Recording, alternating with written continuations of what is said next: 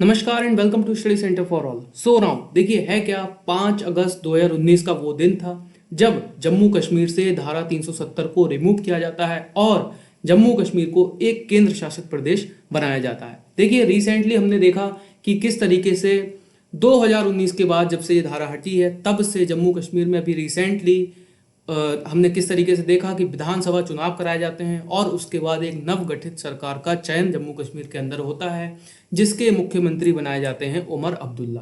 But हमने ये देखा कि जब से उमर अब्दुल्ला जम्मू कश्मीर के सीएम बने हैं तब से ही धारा 370 का जो मुद्दा है वो फिर से गर्मा चुका है। अब आज की हम अपनी इस वीडियो में चर्चा करेंगे कि उमर अब्दुल्ला के सीएम बनने के बाद से ये धारा 370 का जो मुद्दा है वो फिर से क्यों गर्मा गया है और क्यों धारा 370 को फिर से लागू करने की बात की जा रही है जम्मू कश्मीर के अंदर। देखिए, और साथ में हम ये भी चर्चा करेंगे कि अगर ये बात की जा रही है कि धारा 370 को फिर से लागू किया जाए तो क्या ऐसा संभव है कि फिर से धारा 370 जम्मू कश्मीर के अंदर लागू हो सकती है। तो इस पर हम लोग चर्चा कर लेते हैं। देखिए है क्या, अभी हमने हाल फिलहाल में देखा कि जम्मू कश्मीर के अंदर उमर अब्दुल्ला की गवर्नमेंट जो कि चुन के आई है और इनकी जो नेशनल कांग्रेस पार्टी है वो चुनकर आई है और उमर अब्दुल्ला बने हैं जम्मू कश्मीर के नए सीएम। ठीक है, अब उसके बाद से ही जब से ये सीएम बने हैं उसके बाद से ही धारा 370 को फिर से लागू करने का जो प्रयास है वो किया जा रहा है। इसी के क्रम में इन्होंने क्या किया है, हाल फिलहाल में अपनी सरकार बनने के बाद इन्होंने 2 प्रस्ताव पेश किए जम्मू कश्मीर विधानसभा के अंदर, जिसमें से पहला प्रस्ताव जो था उसमें मांग की गई थी कि जम्मू कश्मीर को पूर्ण राज्य का दर्जा दिया जाए।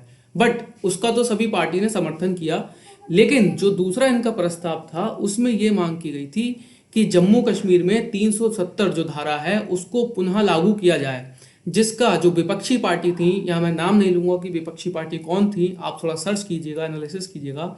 विपक्षी पार्टी द्वारा बहुत ज़्यादा जोर से हंगामा किया गया है विधानसभा के अंदर और इस चीज़ को मतलब बहुत तरीके से एकदम प्रोटेस्ट किया गया कि भाई आप देखिए इस चीज़ को नहीं लागू कर सकते और ऐसा प्रस्ताव भी आप मत रखिए। इवन जो विपक्षी पार्टियां हैं उनके द्वारा ये भी कहा गया है कि विधानसभा के जो स्पीकर हैं उनको इस चीज़ में एक्शन लेना चाहिए, उन्हें इसे एक्सेप्ट करने से रोकना चाहिए। देखिए किस तरीके से हमने देखा ये विधानसभा में हंगामा चल रहा है। ठीक है, ये देखिए जम्मू कश्मीर की विधानसभा है उसमें ये हंगामा चल रहा है। अभी हम चर्चा करेंगे कि ये ऐसी क्या वजह रही कि हंगामा इतना ज़्यादा बढ़ गया। ठीक है, इस पर हम लोग चर्चा करेंगे ऐसी क्या वजह रही है कि इतने सारे लोग और इतना बड़ा हंगामा हमने जम्मू कश्मीर विधानसभा में देखा। देखिए किस तरीके से फोटो बहुत ज़्यादा वायरल हो रहे हैं इस टाइम। ठीक है, देखिए है क्या, रिसेंटली जो जम्मू कश्मीर विधानसभा के जो जम्मू कश्मीर के जो डिप्टी सीएम हैं, ठीक है, डिप्टी सीएम हैं सुरिंदर चौधरी, ठीक है, उनके द्वारा 2 प्रस्ताव यहाँ पर पेश किए गए। मेन तो देखिए पार्टी की जो वो होती है गाइडलाइंस होती है उसी के अकॉर्डिंग नेता अगर चलते हैं तो जम्मू कश्मीर के जो डेप्यूटी सीएम बनाए गए हैं सुरिंदर चौधरी, वो एक हिंदू नेता हैं। उनके द्वारा जम्मू कश्मीर के अंदर जो विधानसभा है उसके अंदर 2 प्रस्ताव पारित किए जाते हैं, जिसमें पहले प्रस्ताव में ये कहा जाता है कि वह जम्मू कश्मीर को पूर्ण राज्य का दर्जा दिया जाए। साथ ही जो दूसरा प्रस्ताव उसका तो सभी पार्टियां करती हैं समर्थन, लेकिन जो दूसरा प्रस्ताव होता है उसमें जम्मू कश्मीर में 370 को फिर से लागू करने की मांग की गई है, जिसका पुरजोर तरीके से विरोध किया जाता है विपक्षी पार्टियों द्वारा। अब देखिए इनके द्वारा जब ये प्रस्ताव प्रस्तुत किया जाता है उसके अगले ही दिन इनके एक नेता हैं खुर्शीद अहमद शेख, ठीक है, एक विधायक हैं खुर्शीद अहमद शेख, जो कि अगले ही दिन एक बैनर लेकर के आते हैं। उस बैनर पे लिखा होता है, कुछ ये वर्ड लिखे होते हैं उस बैनर पे कि भाई जम्मू कश्मीर के अंदर 370 को वापस लाया जाए।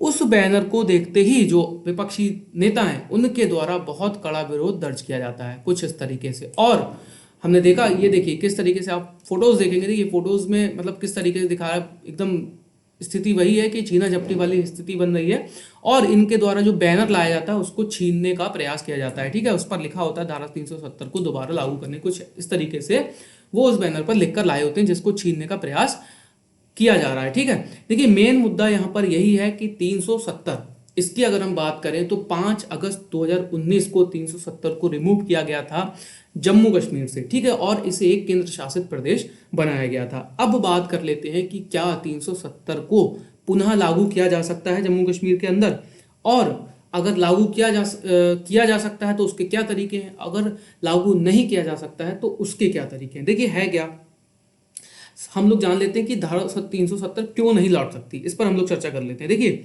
जो बीजेपी पार्टी है, डायरेक्टली अगर मैं बोलूँ तो उनका दावा है, क्योंकि बीजेपी जब रूलिंग पार्टी मतलब पिछले कार्यकाल में बीजेपी ने इस धारा को हटाया था। देखिए था क्या, जम्मू कश्मीर में 370 बीजेपी का कहना अब इतिहास बन चुकी है, इसे दोबारा लागू नहीं किया जा सकता।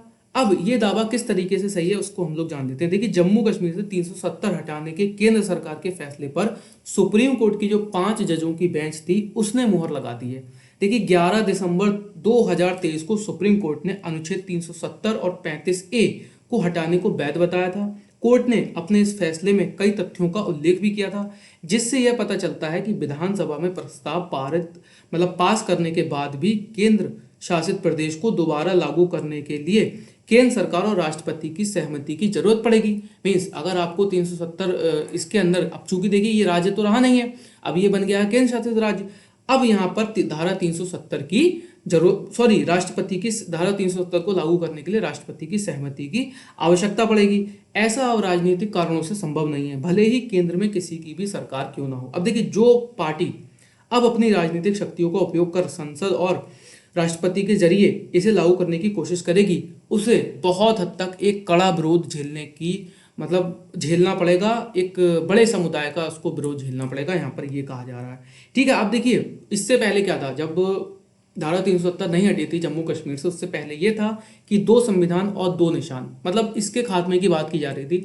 जो जम्मू कश्मीर के अंदर संविधान लागू था उसमें सिर्फ यही था कि जम्मू कश्मीर के संविधान के अकॉर्डिंग आप मतलब कि जम्मू कश्मीर की जो सरकार है या उसके संविधान में जो लिखा था, ये रक्षा, वित्त और संचार पर कानून नहीं बना सकते थे। मीन्स जो इंडियन कॉन्स्टिट्यूशन था वो लागू था रक्षा, संचार और वित्त पर। ठीक है, अदर जो कानून होते थे वो जम्मू कश्मीर के जो अलग हम बात करें जो उनका संविधान चलता था उसके अकॉर्डिंग बनते थे। बट 2019 में जब से ये रिमूव हुआ है तब से जो इंडियन कॉन्स्टिट्यूशन है मतलब एक संविधान हो गया है जम्मू कश्मीर के अंदर। अब देखिए 2 संविधान 2 निशान को कैसे खत्म किया गया या फिर उस पर सुप्रीम मुहर या हम कहें कि सुप्रीम कोर्ट की मुहर कैसे लगी। देखिए जम्मू कश्मीर में 370 अक्टूबर 1949 में अस्तित्व में आई थी। ठीक है, जिसके तहत उसे आंतरिक प्रशासन के लिए स्वायत्तता दी गई थी। मतलब आप आंतरिक प्रशासन कीजिए, मीन्स आप वित्त पर कानून नहीं बना सकते, आप संचार पर कानून नहीं बना सकते, आप रक्षा पर कानून नहीं बना सकते, आप सिर्फ आंतरिक प्रशासन को चला सकते थे। ये उस संविधान में कहा था। जम्मू कश्मीर की संविधान सभा में पारित प्रस्ताव के तहत उसे वित्त, रक्षा, संचार के अलावा कानून बनाने का अधिकार था।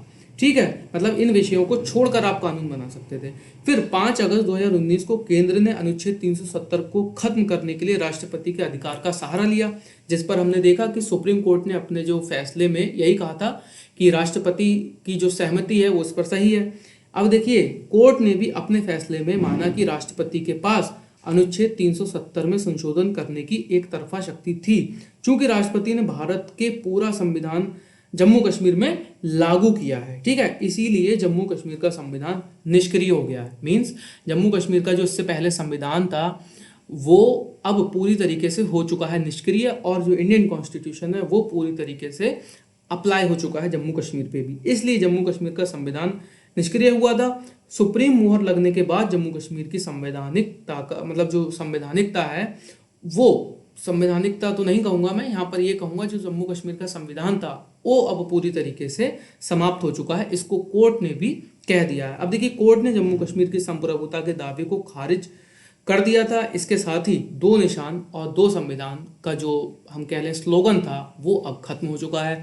देखिए यहाँ पर अगर हम बात करें तो जम्मू कश्मीर में धारा 370 का ये जो विषय है या फिर कह लीजिए इस समय जो उमर अब्दुल्ला सरकार बनने के बाद ये फिर से उठा है, तो इसको लागू करना एक अभी तो असंभव बात है, क्योंकि इनके द्वारा सिर्फ और सिर्फ अगर हम कहें तो एक खेल खेला जा रहा है जिससे कि ये विषय जिंदा रह सके। ठीक है ना, और बाकी देखते हैं, आज की वीडियो में इतना ही था और बाकी देखते हैं आगे क्या डेवलपमेंट्स निकल कर आती हैं।